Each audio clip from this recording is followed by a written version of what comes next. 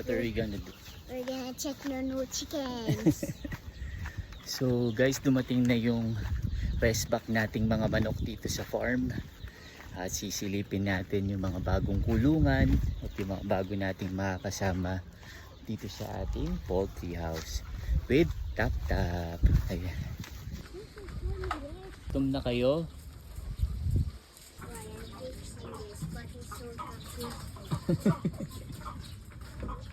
Magkakaroon na kayo ng kapitbahay. Dadami na kayo. Ha? Iitlog kayong marami, ha? So, ito nga yung bagong kulungan natin ay mas mataas kaysa dun sa dati. Ayan. Mas mataas siya ngayon. Tapos yung painuman din, ang taas. Pero ang kagandahan ay pwede mo siyang tanggalin. Tatanggalin mo siya. Saka mo lalagyan ng tubig. Ito, isang hilera naman. Ito, tatlo yan. 3 cages to. Okay.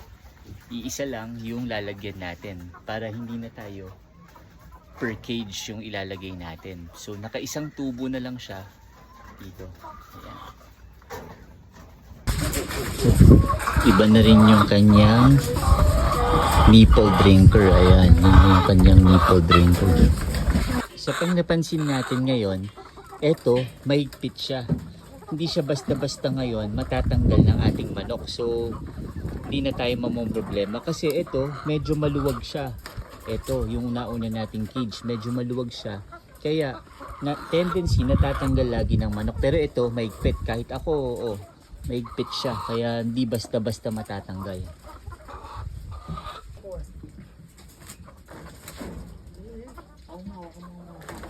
Grab their legs. Tingnan yung mga manok natin. Okay siya, minimalist kasi kulay puti. Walang kaalam-alam sa ano eh. Yun na lang yung napansin eh. Nakaka-relax siya kasi kulay puti sila. Ayan o, kapitbahay. Pati dito, di ba minimalist? Tapos yung galon, pwede inumin ng tao. Pwede rin sa kanila. Sa kanila. Double purpose na lang. Fresh air. Oo, hindi siya Tagusin mabaho. yung hangin. Hindi siya mabaho. Oh, you said you like chickens, di ba? Yeah. Oh, now it's how many chickens? You have 288 chickens. 288? Yeah.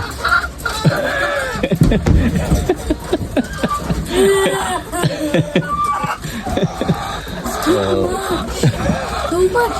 yeah, we'll take care of that. Ayan po ang aming mga manok.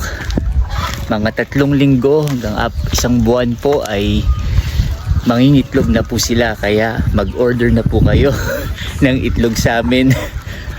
Dahil sa masisigurado po ninyong fresh lahat ng aming itlog. Sa ilang pirasong manok at simpleng pangarap lang tayo nagsimula.